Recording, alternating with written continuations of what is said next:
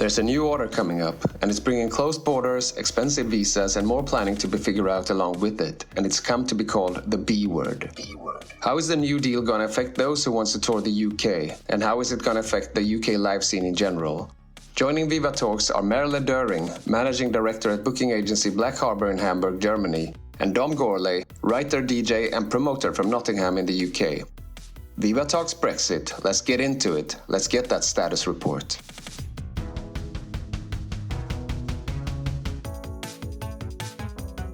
There are some visa rules that have been flying around over the internet, and expensive visas. It's going to be more expensive for an artist to go to the UK and play because you need a work permit and so on. What's the status right now? Maybe you know more about this, Dom. So some of the figures that have been bandied around recently, and there was a report came out. I think it was as long ago as February. And it stated that any overseas artist or any European artist that was coming to the UK had got to have the equivalent of £1,000 in savings. They'd got to apply for it 90 days in advance of when the tour started. And then obviously you've got to apply for what was called a Tier 5 visa, which I think was at the time quoted at £244. Now, my understanding is that a lot of that was obviously based on the premise that we got some kind of deal. And unfortunately, that clock is now ticking. Are there any reactions to the UK and the Brexit with the new deals, permits and everything that's coming up? Like, how do you see yourself working? You know, you do check in every now and then, and the only thing I've heard is certain is the uncertainty. Like, nobody really knows what will happen. And those figures that Dom just quoted, I had those as well. In spring, and based on that, I basically just rerouted all my tours into skipping the UK. Cost-wise would be really difficult, would be that bigger tours would certainly need a carnet to get their equipment into the country, and that's not only a very expensive certificate to get, but it's also a pain in the ass.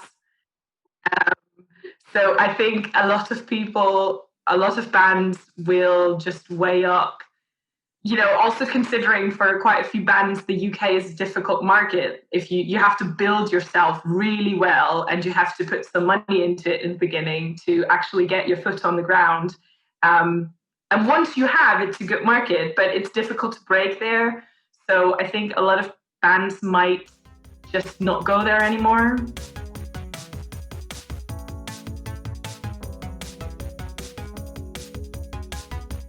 Like you said that, Merle, it's a tough market, and there are already in the UK a lot of bands. So like, if you take the whole Brexit situation, if we start with the UK market, what is the problem with not having as many bands from abroad as earlier? I mean, if I look at my roster, there's one single German band. I work with over 20 bands, and there's one German band. So if Germany would all of a sudden implement rules that would make it really difficult for bands from abroad to come over, I'd have a tough time to do shows in Germany with my act.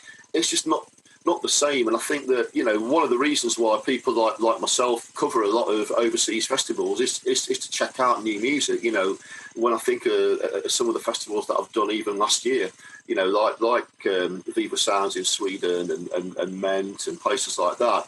And I've seen some amazing artists that then I'll then speak to either their manager or their agent and say, look, you know, when are you guys playing in the UK? Will there be a UK tour? Give me a shout, because we want to put them on in Nottingham. That's not going to happen. I think, you know, you kind of sort of like see that if you just restricted to bands from your own country or your own town, you're just going to get one sound of music. I mean, you know, the Beatles were great, but I don't want to hear 1,000 variations of it.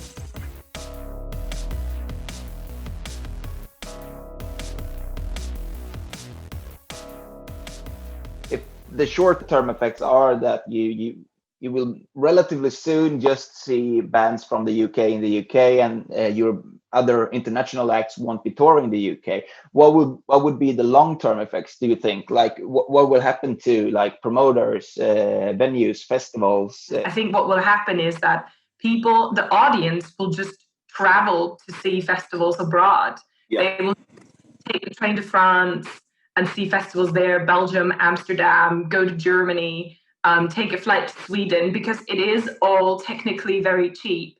Yeah. So I think the UK is basically, they're just ruining their own market with it, because one thing that has to be considered as well is not just the UK market, but the UK bands that will have a very hard time getting into Europe, probably, because it's not just that European or bands from abroad have a harder time getting into the UK. It's also the other way around. And I don't know what the regulations are for that so far, but I would imagine it's probably something around the same. I think it's really interesting. One of the things which I sort of like try and do, and a lot of my colleagues that write for publications and go to a lot of overseas festivals do, is obviously to try and break some of the bands from our local scenes into onto those festival bills, and which we've done quite successfully over the years. But again, that's not going to happen, because I would imagine that even festivals like for example Viva Sounds, that would have probably taken a chance on an unsigned UK band in the past. Would you be prepared to sort of like put forward now all that money that's got to pay for the carnets, and got to cover the cost of visas, and got to cover the cost of work permits, and then bringing crew over? It's just not financially viable for anybody. But Merle, you said earlier like that at least you and your team are starting to plan tours around the UK. Is it the same for other agencies and management? But so far, everybody I've spoken to has been saying, yeah, we think it's going to be that, but we're not quite sure. And, as long as you don't have anything like precise that you can rely on, then how am I going to factor that into the budget? And how am I going to present that to the band or the management? And sadly, I think what has been quite interesting as well is that there's been several UK bands that have also now started to relocate in Europe. I know that there's a couple of bands that have now moved to Berlin. The Underground Youth, well, they've been kind of like been floating in and out of there for a while, and Fat White Family that spring to mind that have just gone to Berlin. They're sort of like saying the same thing. Well, do we want to sort of like be very, very tiny fish in a massive pond in London, or do we want to try and get into Europe, which is what we want to do anyway? This is what angers a lot of us that voted Remain anyway. Well, why would you vote for something when you don't know what it is you're voting for? Why would you, and I know people that voted to leave, and they say to me, yeah, but it's that, who knows? You can't say it's going to be bad or good because we don't know. Exactly. Well, you don't know. Would you vote to jump off a cliff blindfolded? I mean, you might survive, you might not. You don't know. But why would you do it in the first place?